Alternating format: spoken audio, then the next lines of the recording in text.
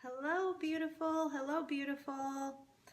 It's Gwen from LuLaRoe with Hello, Beautiful, and I am going to show you today how to turn your Joy vest or how to use your Joy vest as a scarf.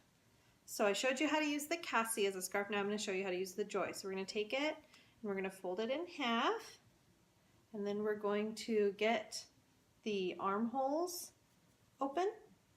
Okay.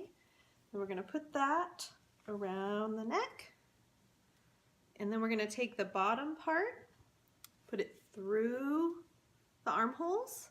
I'm going to take the part that has a tag, I'm going to kind of hide it underneath and spread this out.